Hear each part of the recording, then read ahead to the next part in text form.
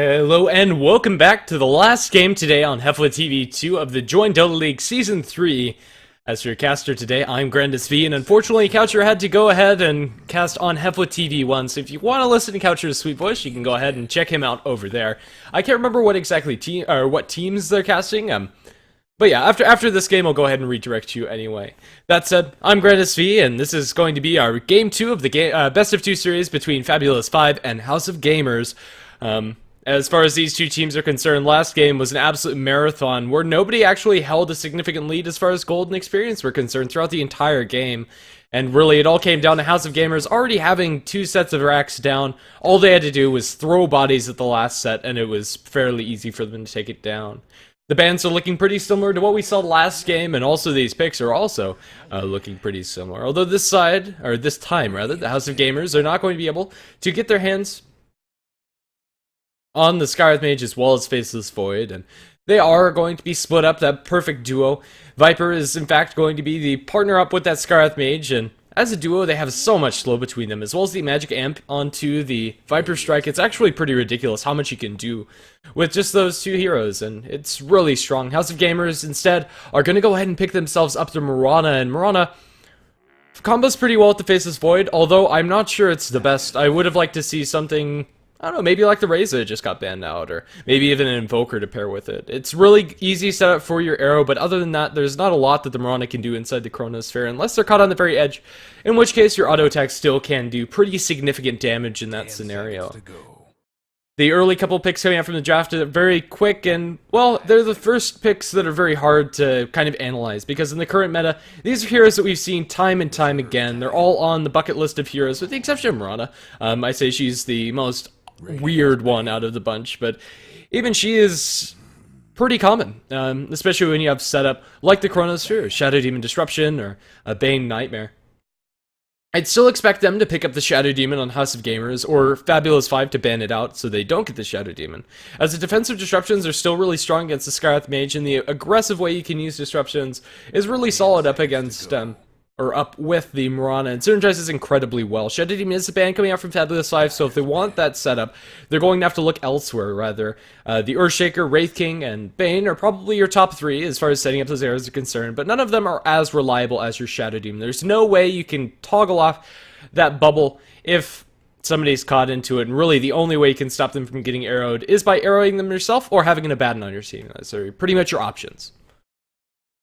And so, Fabulous5, let's see where they're going to go. With their next couple of picks, they could go absolutely anywhere. Shadow Shaman's still in the pool, and that's a pretty solid pick as well.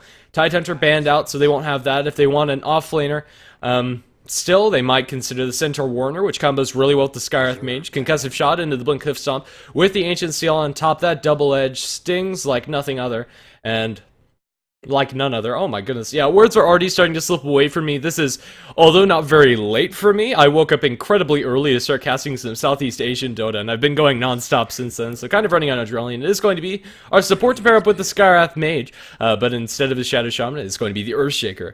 Earthshaker, after setting up with a Concussive Shot for a beautiful Fisher Block, can be really solid at getting kills, although Mirana and Faceless Void are not the easiest ones to snag by that combo, unless you have a lot of points, or at least a couple of points, up into the silence early on.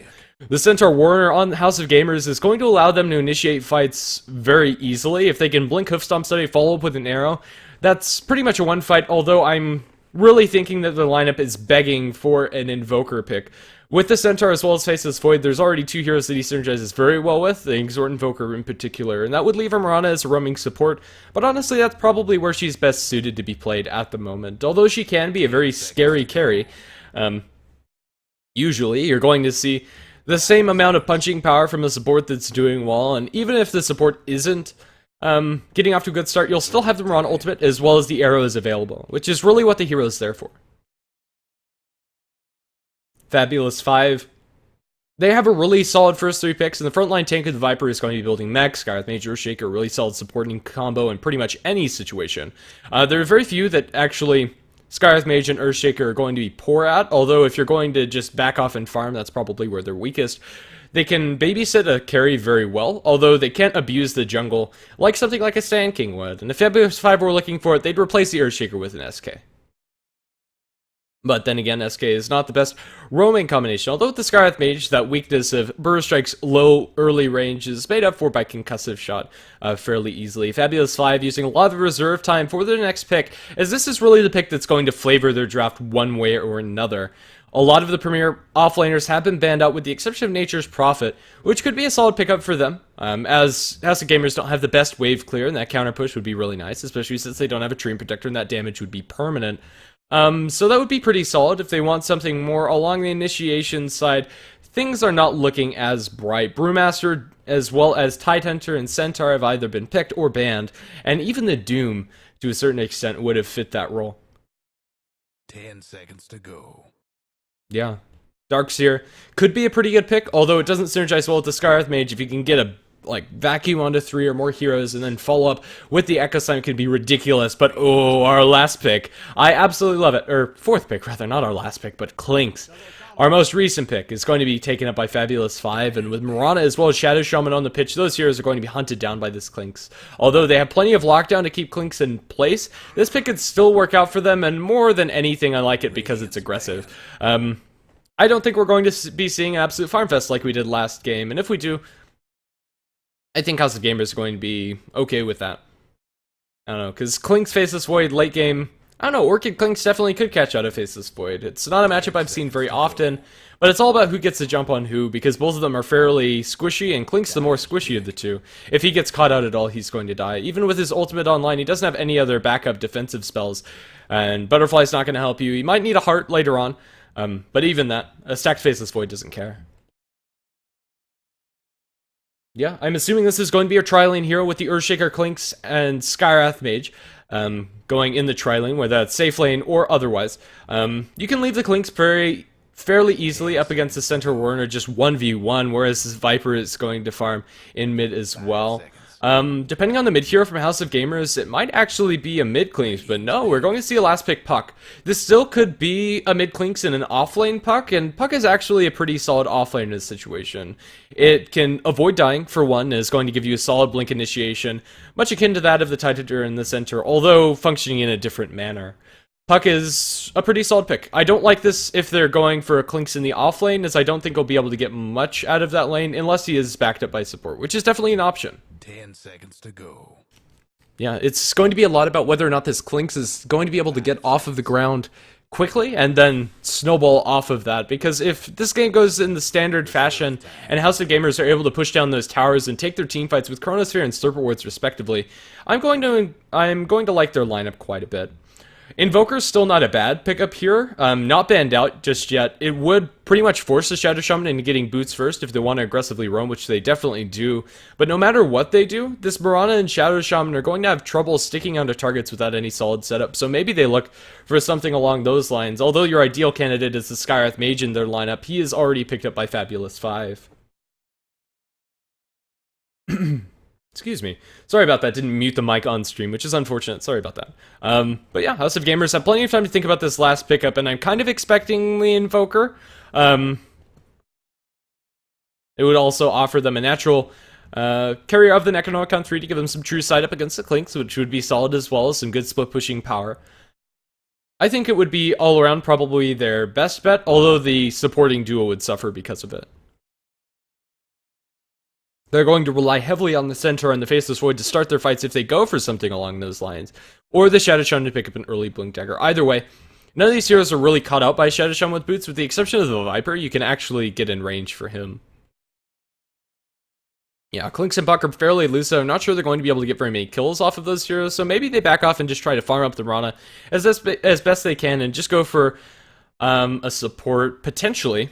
A Lion could be pretty solid here, as Clinks, Puck, as well as Skywrath Mage are very susceptible to burst, as well as the Earthshaker for that matter. But it's going to be kind of a middle of the ground hero in the form of the Rubik. A lot of good spells to steal from the Earthshaker as well as the Viper. Puck has some decent ones, as well as if you can get your hands onto them. But more than anything, this is going to be your setup starting hero that I was talking about earlier on. It's kind of like the Shadow Demon Bane, although it's not as guaranteed, it will at least allow the Shadow Shaman to get in range. His Rubik with boots is a lot easier to pick people up than a Shadow Shaman trying to look for the Shackles or the Hex first. Well, enough of that. As we introduce our teams, I'm excited, and hopefully we're going to see a very aggressive match, although either of these lineups could probably take it late. On the Radiant side, we are going to have House of Gamers with Malum on the Rubik. SLHZ going to be playing on the Centaur Warrior Key on the Shadow Shaman. Mirana going to be handled by Batto, looking like she's going towards the mid lane with Benzer playing on the Faceless Void solo safe lane. The other lanes are going to be Fab 5 with Smorbulum, no, Denden. We'll go with Denden, playing on the Clinks. His supports are going to be Earthshaker, who's actually going to be in the Viper tri-lane with Tib. Playing on the Earthshaker, he had a ridiculously good Witch Doctor last game. Fabulous 5, Gimli, going to be playing on the Skarath Mage, and that will leave Kavorka on the last hero in this tri-lane played... Oh dear. Playing on the Viper. I think I messed those around a little bit. Top, who played the Magnus last game, is going to be taking up, in the mid position, a Puck. And despite last game 30 seconds to show time. ending up the way it did, it's not going to be because of any real faults of the players. If anything, it was the Magnus's early RPs that kind of cost them those early barracks, but it was a long game and they held on for long enough, and I don't think Fab 5 are going to be hurt in their morale, but down in bottom, they're looking potentially for a wraparound. I don't know, they're just exerting their dominance over this lane. No wards drop down, which is peculiar enough. The first ward is going to be dropped to give them vision over all the support rotations as well as secure this off lane. And away we go. For the Radiant, although they will still have access to the pole camp, which is something I'd like to see Malum prioritize with this Sentry Ward, although he might be saving it for the Clinks. And since it is not a tri-lane versus tri-lane scenario, this is going to be a better option all said and done. So maybe Malum is just going to be sniffing this one out and secures himself that extra bit of detection up against the Clinks because of it. Last game, we saw a huge lack of detection up against the Mirana, and I hope that this game is going to be different as both sides should be picking up dust as well as sentries. First sentry going to be dropped next to the pole camp. They don't have any vision wards with the exception of the one spotting the rune down bottom, which is a regeneration rune up in top. They might be going onto the Clinks. They're going to be able to pull them back. They don't have more lockdown. They can drop the sentry and the shackles are going to come out. Do they have the hoof stomp to follow it up? Do they have the damage? Hoof stomp is going to land. Still in range of the sentries. The right clicks are going to be enough. Clinks early on does not have enough HP to stand up against that type of lockdown, and despite not having the best damaging spells, it is going to be enough to kill off Clinks. And well executed coming out from HOG, and this Clink's getting off to a bad start is terrible for Fabulous 5. I'd like to see them probably just leave this Viper Soul up against the Faceless Void and have the Skarath Mage and Earthshaker ensure that Clinks does not do that again. Or at least punish them if they try to go aggressively. In the meantime, they go on mid. Badeau is going to be wrapped around. He's playing aggressively for now, but has Leap. They'll need the silence coming up from the Puck, which is not available just yet. Even if they get a good block, it's not going to be enough. Is Badeau going to be able to leap? They have the Fissure now, and, well, Leap is not going to save you since it was already spent with the Jaunt to the Orb and the right clicks. It's going to tie up the kill score 1-1. Faceless Void being left alone against the Viper is fine for the Viper. He'll be able to pick up as much farm as he wants, and now the support rotation is going to go all the way up towards top, as they do get the shackles away of the Clinks, but no further lockdown going to go his ways. Telekinesis was not going to be used or was not available. The Skarath Mage and Earthshaker here now, they can definitely contest this a lot easier, and well, with the pole camp not available, at least the or with the pole camp available, Fab 5 are going to be able to get a decent amount of experience onto their supports as well as this Clinks. They contest the pole with a Fissure, which is going to cost Tib quite a bit of mana, but will also secure himself a decent amount of gold, which is solid for their team, as that's probably going to be boots for your Earthshaker in order to get better initiations. Yeah. Going to quickly phase shift in mid. I actually didn't notice that that shows up on the minimap because he's not actually in the game, but it's been matchup favoring the Puck by a little bit, which is actually surprising with Mirana's starting items, but still at a base damage deficiency up against the Puck as well as the lesser ability to spam out the waves. No skills like Breathe Fire, anything in the favor of Badeau. It is going to be Puck's lane to win, or Puck's lane to lose. Is up top, we're going to have Fissure. It's going to spread up the damage as Malum is being focused down. The Clink's trying to run away. They shackle up Gimli here as the follow-up Hoof Stomp is going to be on the mark. They have a double edge as well. He's going to throw it. Do they have the right-click damage? It looks like they will. Clinks is right-clicking down on SLHZ, and Gimli is going to die to the Centaur Warrior. Now no mana onto Tib, and Tib is not looking too great here So will they be able to get in range for anything? The lift is going to come out, and Tib is as good as dead. The double edge comes out to secure that kill, and double kill for SLHZ. They get one return onto one of the supports, but it's not going to be enough, as now Clinks, with that minus damage coming out from the Fade Bolt, he can't really man fight up against this. They have a sentry on the ground as well coming out from the Radiant, and has vision of him now, although no long range way to initiate. He will be fine, but still this laning phase is going pretty good for HOG in the top, despite not doing the best in mid or bottom. Mid is looking better than the Faceless Void, but only slightly. And yeah, it's really not enough. Let's see if they get a big enough trade up top in order to warrant losing up against the Viper as well as the Puck. Faceless Void actually up against the Viper is going to get some support in the form of the Shadow Shaman. If they know this, Clinks is going to be able to farm a lot better, and with the lane under their tower, should be able to pick up. He needed a Searing Arrow though, which is unfortunate they didn't throw it out, but I don't know, sometimes it's just too late, and he's actually missing a lot of these creeps. Oh, time walk down in bottom as they're going aggressively on the Viper. They're going to be able to clean up that kill. Viper just held in place by the shackles. The uptime in the auto attacks was enough in the Faceless Void, and now that's going to tip one more lane in the favor of House of Gamers. Although not completely, Faceless Void especially getting a kill is going to help him in the gold department. And Fab5, I'm not sure if this Clinks pick is really going to work out for them. The two supports are smoking up. They're looking for a kill. Both have a full pool of mana. And, well, Mirana might be in a little bit of trouble, as now we do have a point into the silence coming out from the Skywrath Mage, 1-1-1 the build, and I think that's probably pretty good, especially up against heroes they're fighting in these other lanes in mid and off lane. Puck is available with his silence as well, but no Dream Coil for another couple of creeps. They might wait until this Catapult dies and back off so that he gets full experience for this, and the Earthshaker is going to back and make sure the top is going to have Dream Coil available before attempting this gank. Although their smoke is going to wear out very soon, they might need to go for it. They have control over the vision of the hill, and now the Dream Coil committed in silence onto Bado. Bado is so dead, the Illusory Orb doesn't land, but jaunt to it as well as the silence coming out from the Puck will be enough to secure that kill, and now the supports swagger their way up towards top. It's going to be a well-needed kill for Fab5, although I didn't actually catch it. Wait, that was the Faceless Void kill from quite a while ago. Faceless Void now has this level 6, and might have a little bit better time going aggressive up against the Viper, but even when he bashes, that's going to be negated quite heavily by the Corrosive Skin, although only level 1 for now. Mid looks like it's going to be the next place of a contention, as Tib as well as Gimli are sitting behind their Puck, and they want to make sure the top has as good a time as they can. They commit a lot to this illusion, which scouts out the supports, and I don't think that Mirana is going to be caught out now because of that illusion picked up by the Rubik. Down bottom is a decent place to go, although Faceless Void does have Chronosphere, and they need to be wary of that. If they're able to get the silence off, he's not sitting that healthy in the HP department, so the Viper Strike as well as an Ancient Seal on top of him would probably secure his demise.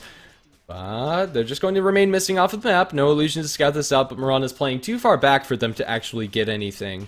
Clinks, he has this Aquila online. 1v1 up against the Centaur is a lot better as the Viper and the Void are trading hits, but it's going to be the Viper that's going down as the Chronosphere as well as the Shackles are going to hold him in place. Hexed as well. Didn't even need that additional bash that he got at the end. Faceless Void securing yet another kill, and now that is actually a lane win for HOGs. On the other side of the map, we have a Centaur ultimate being deployed under the tower for the Clinks. He doesn't have detection though, and that seems to be the story for these two teams. He had nothing. If you're going to play aggressively up against Clinks, you need some dust. Have your support give you a Sentry Ward, anything, so that actually succeeds. But Clinks, it seems that his invis is pretty much an instant fade away, instant get away button. But he's not going to have enough mana to utilize that very effectively. Bottom tier 1 tower is going to take a little bit from the Rubik, but only a little bit, as I said. Below 300 damage onto that tier 1. Yeah. Fabulous 5. I don't know, they're getting some good farm on this Puck, but is it going to be enough? He goes for the Power Treads wand as well as Null Talisman bottle first, and his Blink Dagger is going to be quite delayed. I mean, this is your standard Puck build for lane domination, that's fine. But is it going to be enough? If they hold people in place, they still have some decent ways of damaging them, but I'm still inclined to believe that HOG have some better tools starting off this game, especially if the Shadow Shaman can get 6 very early on. He's well on his way towards doing so. SLHZ just going to be farming up some camps with the double edge, probably drops the Tranquil Boots, goes for another one. And some auto attacks. We're just going to be soaking experience on the Shadow Shaman, nothing more. The Centaur is going to successfully farm this camp, I think. Yeah, he'll be fine. The return damage onto these minions is going to be enough to secure them, although if they had like a Bloodseeker, a Sunstrike, or anything global for that matter, you might see the Centaur falling, although they're going to go in mid instead. Speaking about falling, it's going to be Mirana who's silenced up the Arcane Bolts as well as Fissure, going to be enough to secure that one, and Well, after a fairly slow start, the Skywrath Mage and Earthshaker have been able to make some really sweet rotations. They started out with the Viper and weren't able to do anything, but they're really the saving grace for Fab 5. Viper, he's died twice. Although he's CSing well, this is not a one lane for him by any means, as dying twice is going to do that to you with only abilities. He's going to play very aggressively up against Malum. He's not going to drop the Viper Strike, however, and there goes his chances of the kill. That Viper Strike might have secured it, but with the Vasus Void backing him up with the Chronosphere, probably not something you want to go for. He does have his Serpent Wards, and the Tier 1 towers are going to start falling, although they do have a Viper and Clinks to kill those off, and that's pretty easily done, especially with the puck. Honestly, a lot of high-range heroes that don't care much about the Serpent Wards, so he can't do anything without any rotations. For now, Ki is just going to sit awkwardly in the trees and soak some more experience. Yep, Centaur ultimate deployed as they go onto the Clinks with the wards deployed. No shackles, though, and miscalculation coming in from the Shadow Shum. Not sure why he didn't catch those. He had the dust. And now the Serpent Ward's away from the tower. Clink's going to be able to farm those up from a safe distance, and that's a big loss for HOG, actually, as that's almost a hero's kill worth of gold if he cleans up all 10. Yeah, Faceless Void and Rubik potentially looking for a jump in. They're looking for the Chronosphere. They're going to drop it on 2. It's perfectly placed, but will Kavorka take enough damage? I'm not sure he will to get this kill immediately. He's not going to be able to get the Viper Strike off because of the lift, and now they'll get the return kill onto Malum because of it. It's going to be a 1-for-1 support for Core, definitely in favor of HOG. But, I don't know, up top, they have the Moonlight Shadow, potentially looking for a kill into the Clinks. They're looking for the Shackles. They're going to be able to get the Shackles, and now with the follow-up Hoof Stomp, it's going to be enough double edge. Easy kill onto the Clinks. They didn't even need to have the Chain Stun there in order to get just the raw damage coming up from those 2 spells was enough, and that's a really early Blink Dagger on your Centaur.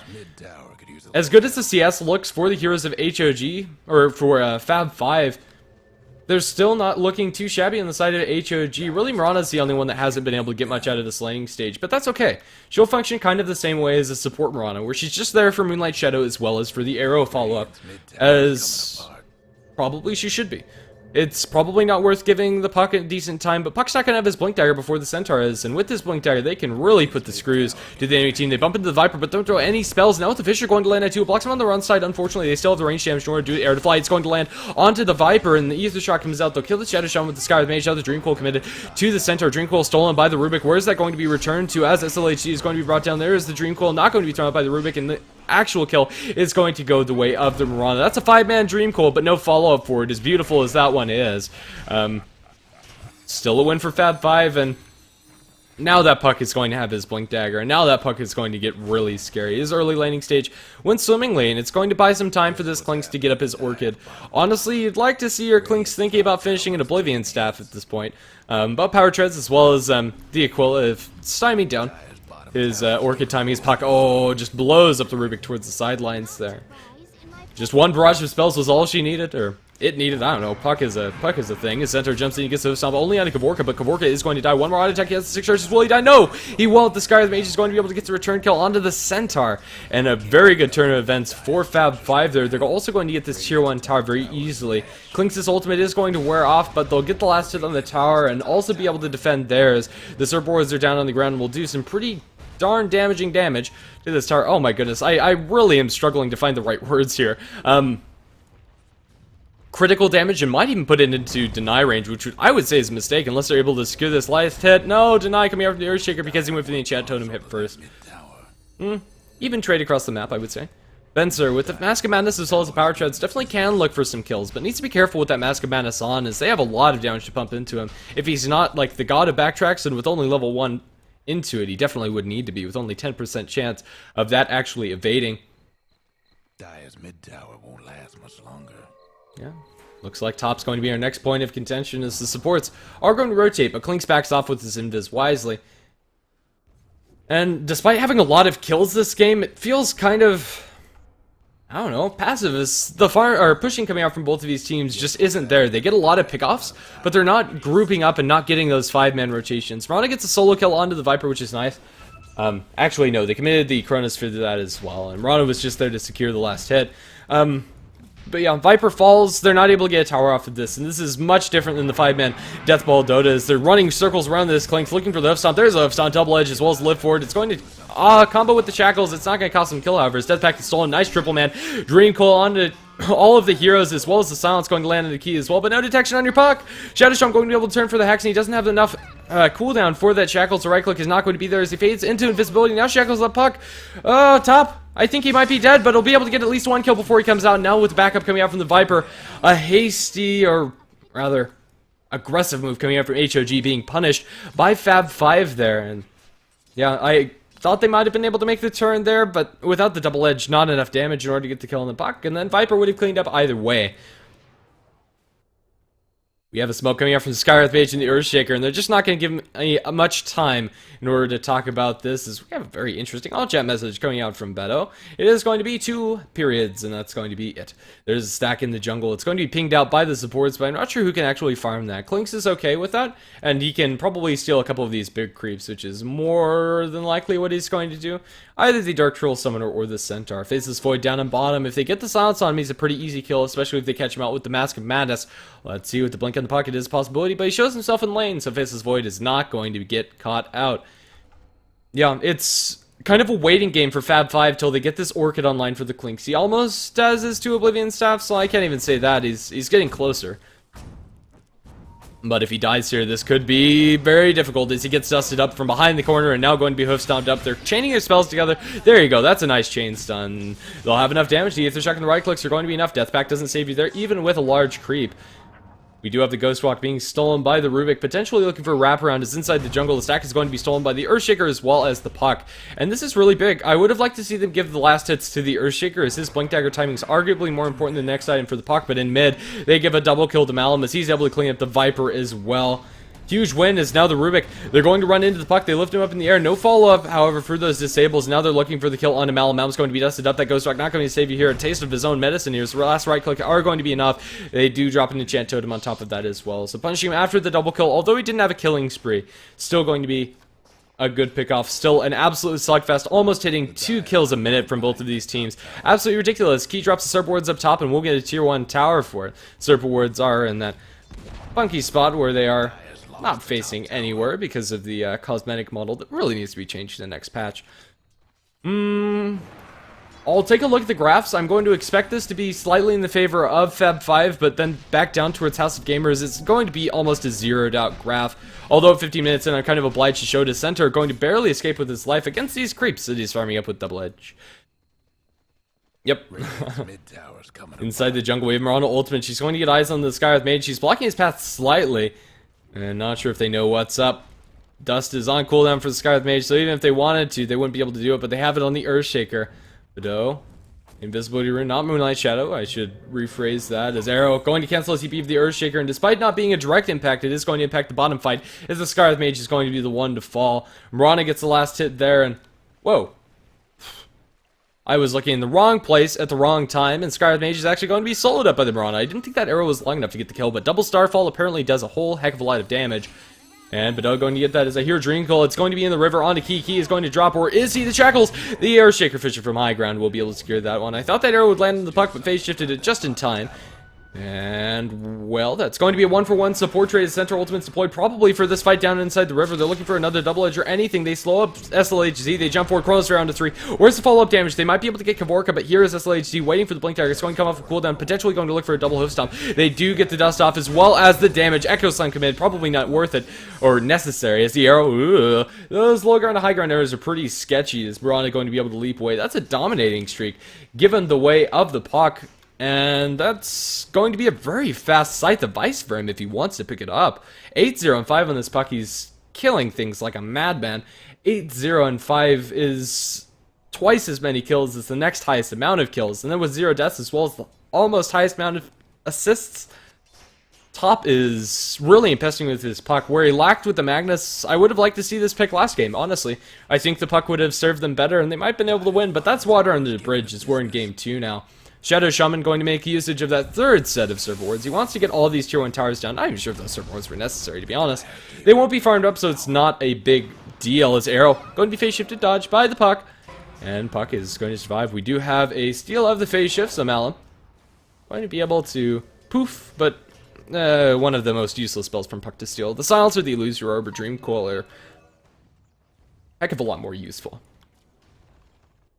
Surfboards down bottom are not going to be farmed up just yet, but Viper might get around to it. I'm not sure if he's going to get there fast enough. If he does, that's going to be a pretty big win, because that wasn't necessary as they go in mid with a concussive shot onto the Mirana. Leap already is spent. She might die if she shows her face, but I think her positioning will be defensive enough. This game is delivered as far as kills are concerned, but not in the tower department. The map control hasn't been seized by either team very convincingly. And now, rotation coming out from Fab 5. I don't know, the way these teams play kind of feels almost pubby in a way. They just kind of go for these little solo pickoffs and trying to outplay the opponents, and they don't really feel like a cohesive team unit. Although the individual play is good. Puck. He's going to pick up that scythe device in about 1,500 gold, or rather in about 1,000 gold, or a little bit more than that. And this Puck's farm is looking really solid. Blink Scythe initiation on a Faceless Void is not something you can underestimate, especially with going pure damage with that Demon Edge. He's going to be able to burst the Clinks down because of it, and Clinks does not stand a chance. And this Orchid's going to be heavily delayed. You would like to see it completed already, and probably like 3 or so minutes ago. The Puck is showing his face with double damage rune. They do have an Invis rune. He's going to jump in the Faceless Void with the Dream Coil, but it's not going to be enough. It's double edge comes out towards the Puck, and the arrow from long range going to secure that kill. HOG strike back in a big way. And out the Moonlight Shadow, they're looking for more lift on the Earthshaker. They're going to pull him back, but there's not going to be another lockdown spell. They do have the Instant Fissure coming out onto Tip, but the Scarlet Mage ultimate going to burst down Malum, or is it? It's split between the Mirana, and now the double Starfall, the Echo Slam onto 3, but where's the fall of the Fissure is going to be there? They drop the Surfboards, however, on the tower, and the Faceless Void's going to be able to back up as the Earthshaker's brought down by a double kill for Key. What a sick Echo Slam put to waste because nobody was around. The Viper, the fastest one to respond to that, and they're still going to get half damage on this tier 2 tower. How often do you see an Echo Slam like that? And, well, the Earthshaker's picking up a lot of farm as well, because all of these things have been revolving around kills, and Earthshaker's KDA is looking pretty solid as well. And at 20 minutes in, that's where you want your Earthshaker to get his Blink Dagger, but not where I expected him to get it. I was expecting at least 5 minutes before that as Clinks souls up to Faceless Void to secure his farm for the Orchid, or at least get very close to it. He still needs 400 gold or so. This is going to be a past 20-minute Orchid when really you want to think about getting it at about 14 or less. I mean, going for the Treads into Cool is going to delay it somewhat, but more action in mid as Malum is going to be soloed up by the Puck, it seems. He's not going to jump to that orb. The right clicks are going to be their concussive shot. Arrow's going to miss onto the Puck, and the last Arcane Bolt will be enough to secure the kill on the Rubik. They just farm way too aggressively. I'm not sure what the Rubik was doing there, but was it worth it dropping that Sentry Ward? He didn't even drop that at that time. The creeps he got were not worth it. Is all I'm trying to say is, well, Clinks getting close to that Orchid. That's when this Clinks needs to start pulling some serious weight. The Puck's done it up until now, but it's not going to be enough. His damage is going to fall very heavily since he's going for the Scythe device, and Clinks needs to be the one to do it as they lock down the Mirana, blown to shreds, probably not needing to use that Dream Coil, but we have some all chat stuff going out. I have no idea what in the world that means. Is it some sort of mix of a different language and, I don't know, leet speak? Because Tier 1 tower goes down to the Puck. Fab 5, if they win this game, it's going to be a lot of thanks to Top on his Puck, and he's going to have about a 22-minute Scythe device as the Viper is going to die in the top lane. Chronospheric spent, they needed it, but they had the damage with it, with the Blink initiation, and I don't know, this is Puck and Clink's time to shine. They get some really big items. What are they going to be able to do with it? Shadow Shaman is now complete food to either of these heroes, and speaking of the Shadow Shaman being complete food to two of these heroes, Scythe Vice comes out and going to be shown off for the first time, and it will be a kill onto the Shadow Shaman as now Clinks is on a killing mission. He's invised up and looking for the Faceless Void with the Orchid. They might be able to go for this, but the Centaur's going to initiate onto the Earthshaker. Who's going to find who? Silence potentially going into Fencer, and there you go. With a lot of damage being backtracked. He actually got like 3 in a row, but it's not going to be enough. The Exo Slime also going to hold SLHC in place. The dust is not there on the Earthshaker anymore, which is unfortunate. They might have been able to get more kills, but yeah, that was 3 backtracks in a row. I'm going to believe with the Enchant Totem as well as the first 3 auto attacks of the Clinks being taken away. But yeah, showing off that Orchid is going to be really solid for him. He's 1-5-4, which is the real reason why he's not able to get that much, or get the Orchid at the timing he wants. Dying 5 times, this is still a good place to be as a Clinks, even though dying 5 times is not. Down and bottom, jumping from the center onto the Puck. They don't have enough damage to the Scythe device is keeping him tanky enough. They need more backup. And, well, they'll be able to hex him up and shackle him in place. He's not able to jump to his orb, and it looks like Top is going to die. He phase shifts a little bit, has a Dream Coil as well. And blink away. going to be able to go to the sidelines and then TP away home. Blink going to be guessed by the centaur, but misses that one, unfortunately, as SLHC is going to sit awkwardly inside the trees. Shadowshown also finds himself a little cranny in there to wedge himself into. Faceless Void is actually going to go for the Monkey King bar instead of the Daedalus. Honestly, I would have liked to see the Daedalus better. He's not working up against any direct evasion coming out from any of these heroes, and the Monkey King bar, despite being a really cost-effective damage item, isn't really necessary on Void, as inside Chronosphere evasion is completely disabled as they jump on him with the Blink and the Echo Slam, or not from the Earthshaker, and now with the Orchid, they should be able to get this damage, but the arrow onto tip, they should be able to get this one as well with the Starfall. The Scarlet Mage ulti going to completely whiff, but the Dream Quill is going to be there as he's blown up by the Silence. Beto is going to be the only survivor in the mid lane coming out from HOG, as the rest of his team is down in bottom, taking a tier 2 tower there. They're TPing back in droves, trying to defend against this, but I think the best they can hope for is a deny, as the last hit is going to be secured by the creeps. Looking for the Shadow Shaman in the sidelines. Clinks is not going to be able to find him. HOG are still getting the tower exchanges, which is very weird to be seeing. When you have a puck that's this controlling as well as a Clinks with an Orchid, their map control just isn't up to par. It is going to be a fairly even game if you take a look at the graphs. Almost completely zeroing out, with the exception of experience, which will be in the favor of Fab 5, mostly due to the fact that they're leading in kills. But yeah, these heroes on the side of HOG, they're just getting a little bit more on the bottom half, and the farm distribution is very top-heavy coming out from Fab 5. Radiant's bottom tower. Most of that being focused inside the scythe device of top. Radiant structures like this. Down at bottom, they're looking for a Chronosphere. They're going to find it on the Clinks, and there's no way he's getting out of this one alive. They steal the Strafe, and now the Scarlet Mage also got inside the Chronosphere. It's going to be focused down with that Monkey King bar. That's a whole heck of a lot of damage, but with the detection on the ground, or rather the dust coming out, they will be able to get that one. A nice double hoof stomp comes out from SLHZ. It's going to be silenced up, but the pipe is negating a lot of this damage, and now with the Faceless Void right-clicking, no, the Echo Slam catches out two heroes as well as a bunch of units. That's going to drop them almost immediately. Now Malum is probably going to die. Fissure's double on the ground. They should be able to chase him down. One more auto attack from Viper is all they would have needed without the stick charges, but Kavorka finds himself a double kill, as well on his way towards that Aghanim Scepter, and they lost their Clinks previously to that, but still going to come out on top after cleaning up the Faceless Void. This build coming out from him, I'm not sold. I think he needed a BKB, and if he doesn't want to go BKB, go Aghanim Scepter for Pete's sake. I don't know.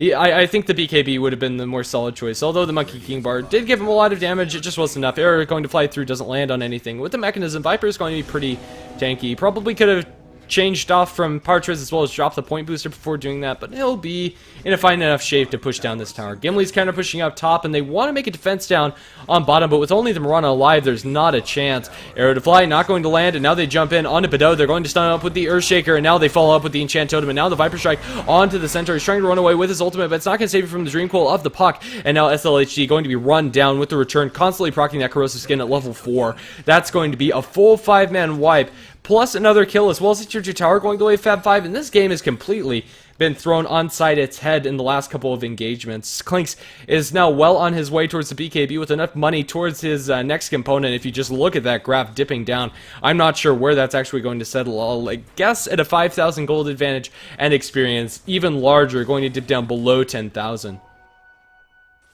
Aestream picked up by the puck. He's going to be hunting just as well as this Clinks. Now with 4,000 gold on top of that, he can go for whatever he wants to, and for now what he wants is Shadow Shaman, who will blink away to safety. It is going to be a 4-staff for Earthshaker, but the core items are coming out really big for this puck. Honestly, it's very rare to see a puck this big, but at 11, 1, and 11, he's been involved in so many kills that the gold is just flowing out of his pockets.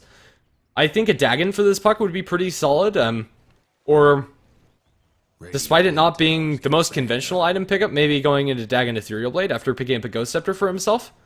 I don't know, although not the best. I think Dagon is probably pretty solid, or just go for Shiva's Guard for the extra aura for your team, as well as the extra damage when jumping in.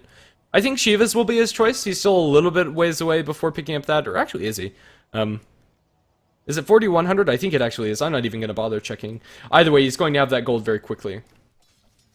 Shadow Shaman down in bottom is hiding inside the trees, and they might be able to get this kill on puck, which is a very high priority one, despite him already losing his spree. Rubik is there, no blink dagger, but he's going to bump right into top. Who's going to bump into who? Is the blink away from puck? Will say otherwise. There's an arrow flying, but yeah, not even going to land. Unless he completely runs into it, and TP away from the puck, he'll be just fine. The rest of his team hasn't been able to get Roshan, even though they're on the dire side, not the fastest Roshan lineup. Yeah. it's really such a change of pace going back into these European teams after casting a lot of the Southeast Asian Dota. It's actually quite a shock. Like, some of the things that they're doing are just so aggressive that would have been punished, and the more cleaner play coming out from Asian teams, I wouldn't say Southeast Asian, but like Titan and what have you. Double Edge farming coming out from SLHC after picking up the 5 Pipeys, looking pretty solid as far as centaurs are concerned. We have a regeneration rune, and now they find a Mirana out inside the jungle. The fissure is going to be beautifully landed onto the Mirana, the Scarlet Mage ultimate. Mirana didn't stand a chance, locked in place too long. Now Roshan is going to be attempted by Fabulous 5, and I think they'll be able to get it. There's not a whole lot that they can do to actually contest against this without a beautiful Chronosphere, but Chronosphere is not close enough as it stands. BKB will be his next item. Does have the recipe, and I don't think he has him a Throw Hammer on the career, but Benser is going to be very delayed in his impact in these teamfights until he's able to actually pick that up, and with a Clinks inside the Roshan pit, they'll be able to take this very quickly. BKB, as well as the Orchid onto the Clinks, and now the Aegis onto the Puck. It's go time for Fabulous 5. They can take down these next couple of tier 2 towers, although high ground is a bit of a tall order. If they're able to get some pickoffs, it's definitely worthwhile. Rubik is hanging around, and Clinks is just going to run straight at him. No gem onto this Rubik and no detection. Just knowing this is probably where your Clinks is going to be, and Clinks body blocks the camp. That should be a pretty big flag that an Invis unit is there.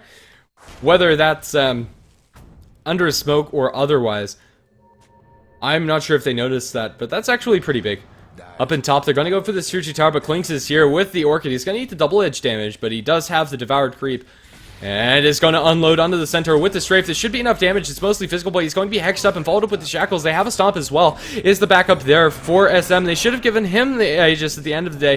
The TPs are going to be canceled. No, the Puck actually comes back in, but there's not enough time for him to actually get the uptime on those auto attacks. I was actually right with my kind of trolley item choice coming out from the Puck. It is going to be the Ethereal Blade. But honestly, I think that's really solid with the Faceless Void building into a MKB. The defensive capabilities of Ethereal Blade are huge, as well as being able to burst down all of these heroes very quickly.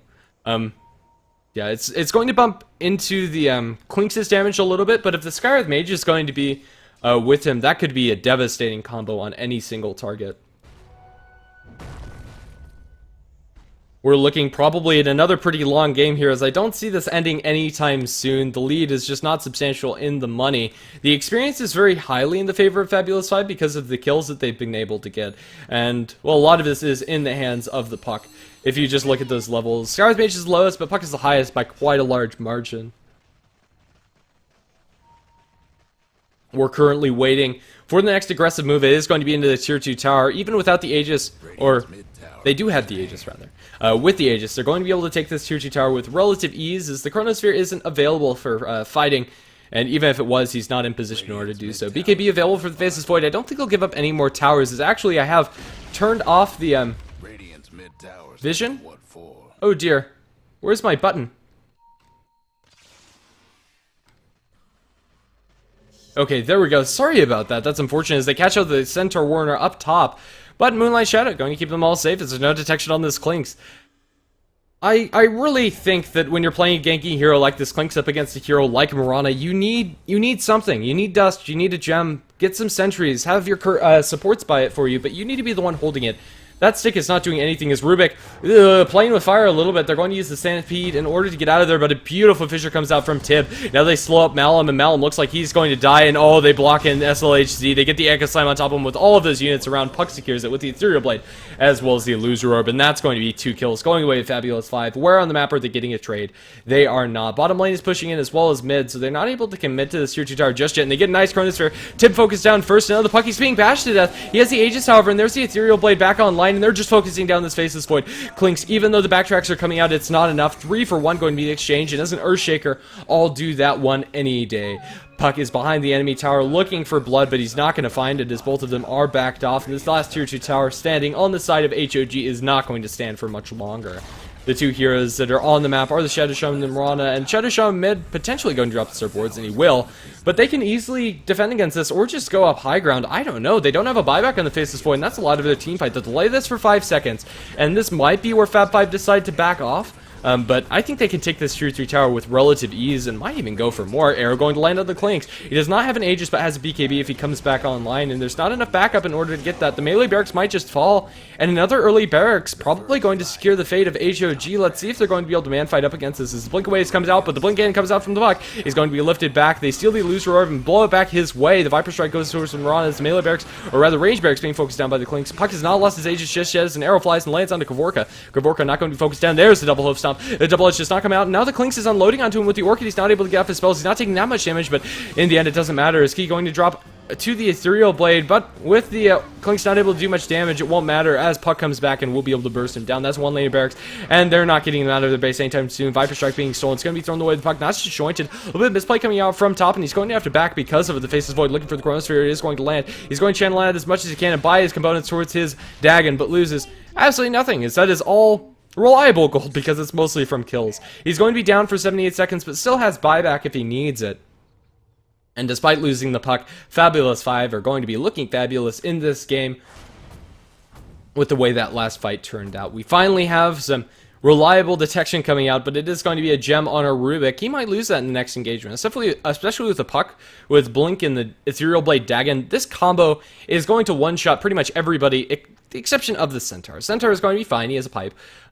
But even with the pipe debuff on other heroes, that combo does a dirty amount of damage, and not to mention Ancient Seal on top. Double damage on Clinks.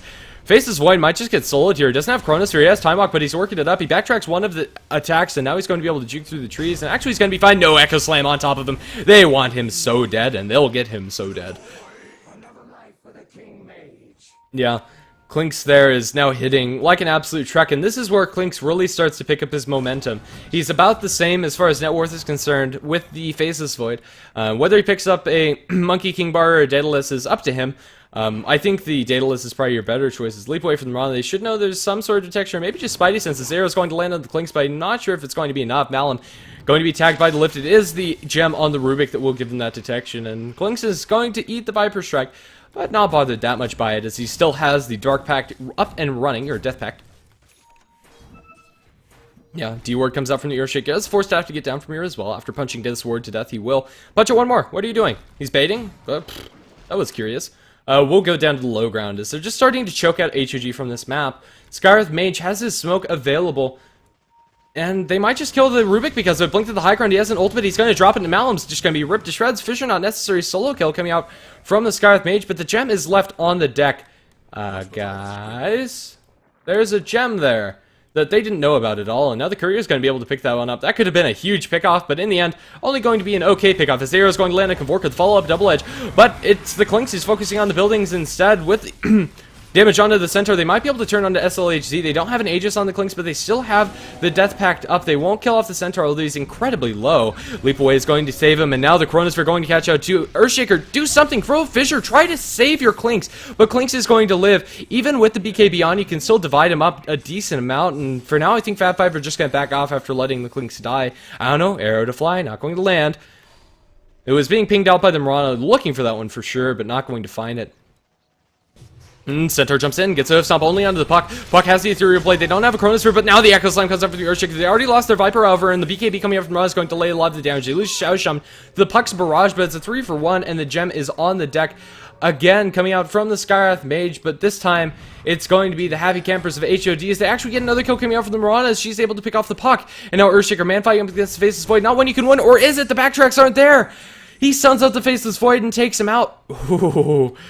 Oh, Faceless Void was not fast enough there with the auto attacks, and Earthshaker jams it in. That should not have happened. Big fight for HOG, though. Delaying the high ground push is what they need to do, and this game is looking eerily familiar to the way that last game turned out. Yeah, we'll take this time to take a look at the graphs, and, well, the little bump back is starting to form from HOG. It's only at about 10,000 gold lead towards Fab 5. The bigger issue is going to be that experience lead that is pared down to about 15,000 as well, although that's from 20,000 the lead just a second ago. Yeah, I don't know, I'll take this time to go ahead and check out the chat to make sure that nothing is actually going to die, and that the stream is going perfectly. This has been a very long stream. This stream's been online for probably more than 8 hours, and that's actually a conservative estimate. Yeah. Daedalus is going to be a choice for Klinks as he has a makings of a Crystallis in his stash. Probably bought that before he died. Excuse me. Roshan is still waiting to be respawned. Airshaker is actually going to back out of the pit after scouting for that one. It's 21 seconds, and I don't know, not sure if they actually want to back out of there. He's going to be back up and running. The big man, 15 seconds. Come on, Airshaker. Sit your fat behind inside that Roshan pit until we see the Roshan respawn. And he will do so, as with the Klinks they can take this out incredibly fast. But the defense comes out from HOG. They're all Moonlight Shadowed up, and the Earthshaker, his patience is going to wear off in the Roshan pit. It might come to bite him as the Centaur is barreling in, potentially looking for Roshan. He'll blink up to the high ground and be just fine. Moonlight Shadow is not going to pan out as the puck is going to be forced to lose roar back and then jaunt to the rest of his team. A big standoff here around the Roshan pit as Klinks is pushing out top solo.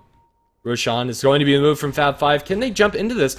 Without the Klinks, it might not be the most obvious Roshan. The Ethereal Blade and then dagging him up. The right-click damage is significant, but with the Klinks it would already be done. But he's backdooring this tier 3 tower. It's not going to do enough damage, but it'll force him back and secure the Roshan for them. As long as he doesn't die, this is a good move coming out from Den here. He's going to run away and be just fine and dandy. We're looking for the Rubik to get the vision, but not going to be close enough as he attempts to TP out. This might be a mistake. No blink available on the Rubik, however, and he'll be just fine. Roshan picked up by Fab 5, wins all around, as all it cost him was a little bit of time and a TP coming out from the Klinks. That'll be completed Crystallis and well on his way towards the Daedalus. Although Klinks is not saving for buyback, which might be problematic in the next couple of engagements. The way they took them last game is kind of threw bodies at the enemy team, and they won't have that luxury. But then again, neither will the Radiant team, as they only have 2 buybacks of their own on the Mirana and Centaur. Puck looking for blood, still on the level 1 Dagon, but this build coming out from the Puck is very reminiscent of something you'd see from a Tinker when he's maxed out. Unfortunate for the Puck, he does not have the refresh, and well, speaking of it, honestly, a refresher orb would not be too shabby. With double Hex as well as double Dream Coil, that could be pretty sick. And he has the mana to sustain it as well. I don't know, I could have just be dreaming. Maybe we'll go for something more conventional, but this Puck is stacked.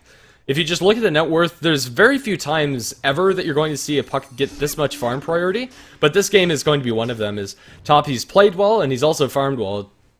211 last hits, he's farming better than the Faceless Void on the enemy team, which is kind of unheard of, although Faceless Void is one of the slower farming carries, especially if you don't go for Battle Fury. BKB picked up by the Viper. And this Viper is looking pretty darn tanky. I think that Fab 5 have the tools to push high ground now. It is only the second Roshan, I believe, so no cheese available. But with the Aegis on the Puck, I think they can go for this. They're going to clear up the creep wave, and with 4 range creeps to solve the catapult, they're not going to equip for this wave, unfortunately. Shadow Shaman shows his face, and Puck is there. Doesn't go for it. They have the Daedalus now in the Klinks, and Puck is just itching to go. You can feel it in his bones.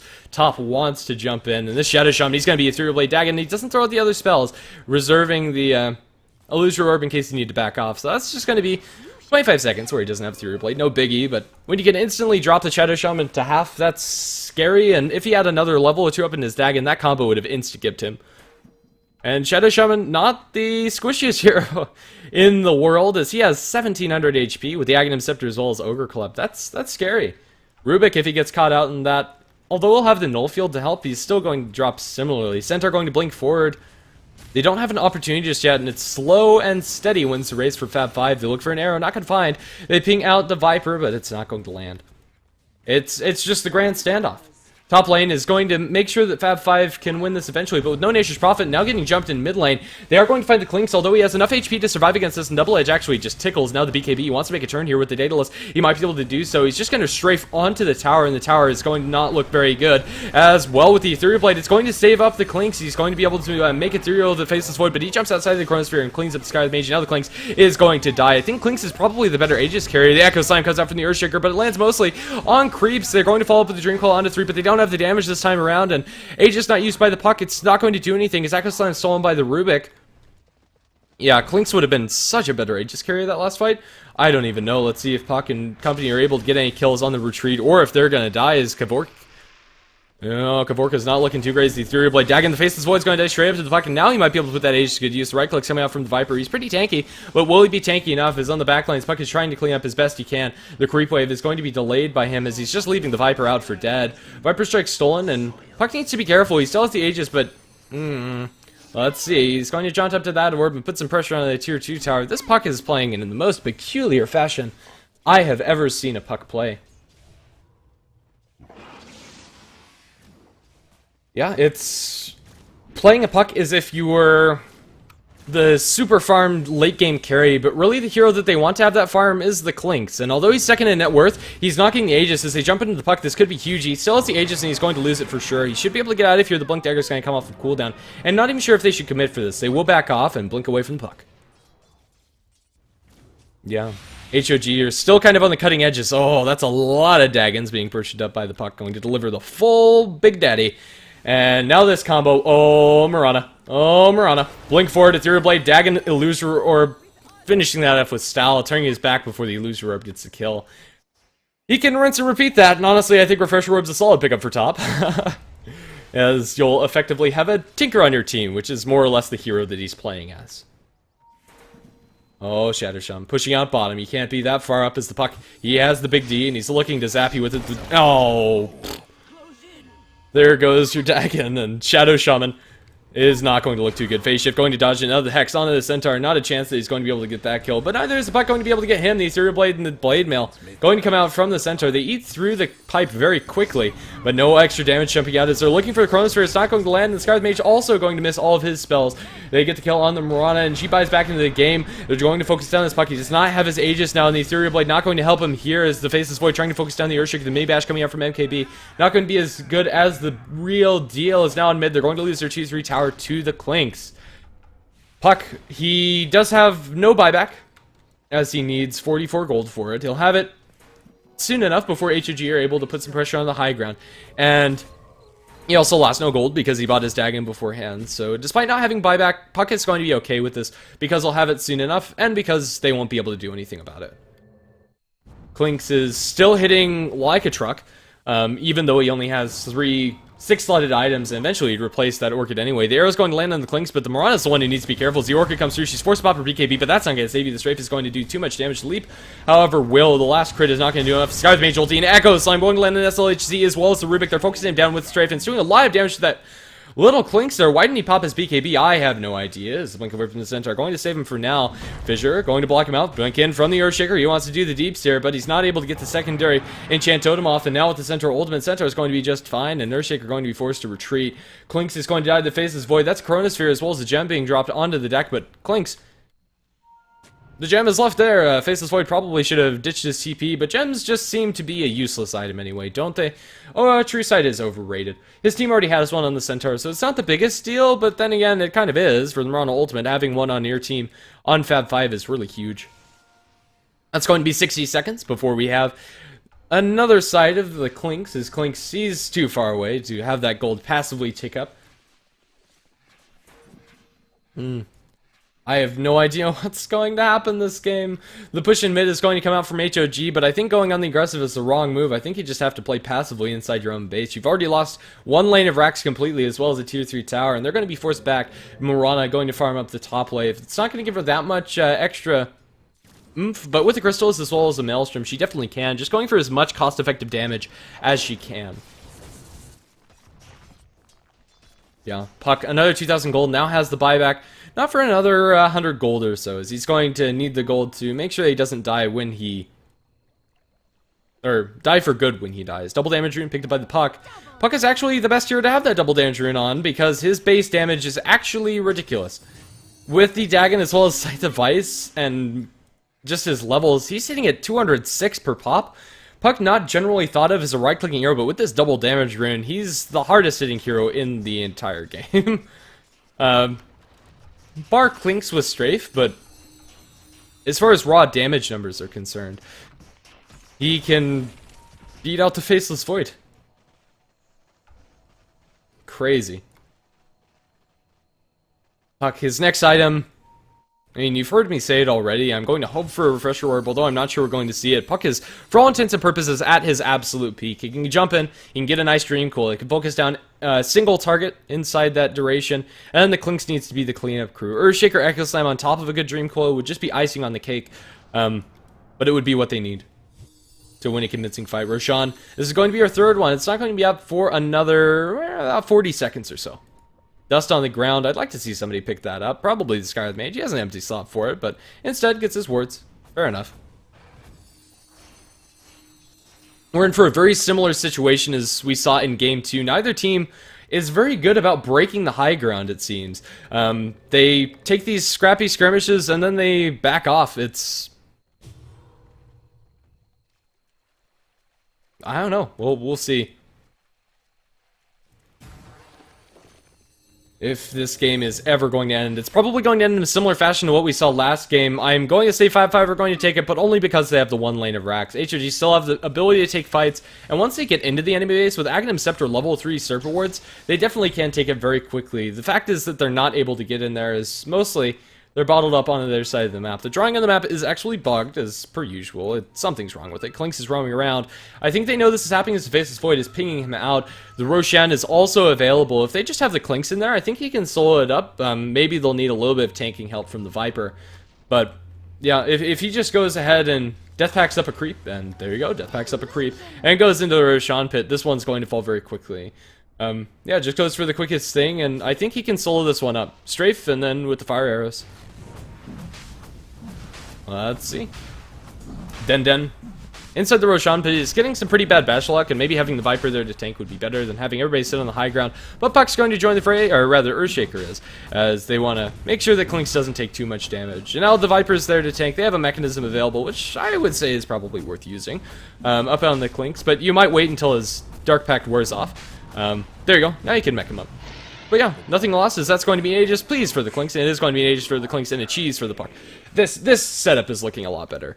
Cheese on the Puck is going to make sure that he's probably not going to die, and Klinx Aegis, he does a lot more damage once he comes back online, as Puck's more reliant on his cooldowns in order to get that off. Although with 15 seconds on the Dagon, that's definitely not a big issue. It's something you take in consideration. You're not going to get like a second Dream Coil or anything. How unbalanced would that be if Aegis took away all of your cooldowns like a Phoenix ultimate? I don't know. Getting tired Dota thoughts, I suppose.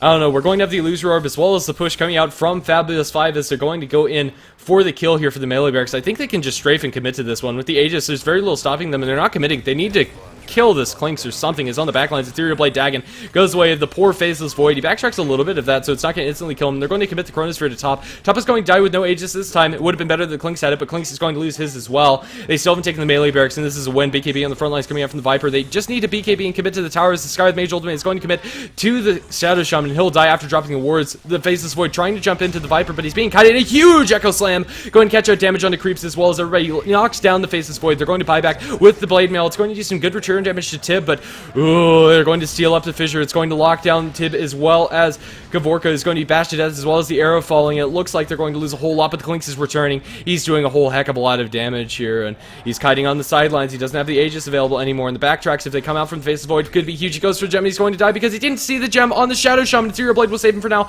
and Klinx is going to survive thanks to the Puck. Big team play coming out from there. The Faceless Void's going to die to the Klinx in the end. He's going to be able to get himself a double kill, so what could have been a terrible feed ended up being a wonderful bait because of this guy named Top. They're going to give the gem to the Klinx, and he's fully healed up. They passed him the cheese. I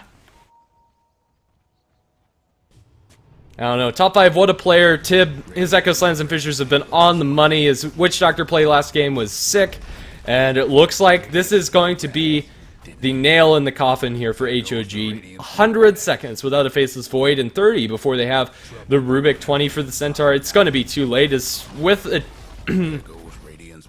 Klinx inside your base, that's a GG called out by HOG, and a good game it was. 51 minutes in, this 2-game series has felt more like a 3-game one, but I think that's going to round us out 1 for 1. I can't for the life of me remember who actually won Game 1. In fact, I'm going to go ahead and check the score now as I go ahead and rattle off where you can follow us. If you like the casting here, you can go ahead and follow us on HeflaTV on Twitter and Facebook, and if you want to go ahead and follow our English channels, HeflaTV 1 and 2 are where you can find us. As for the VODs, they'll be uploaded to youtube.com/HeflaMoke. And, well, that's going to round us up for action here on HeflaTV 2 for the day. It's been a long day of casting for me, and that's going to round it out. So thanks for sticking through to the end, and I don't know, we'll have some music, some ads as we round out the stream, and then we'll probably have some more Dota action on HeflaTV 1. If that's still going on, I'll redirect you. Thanks for watching. I'm GrandisV, signing out.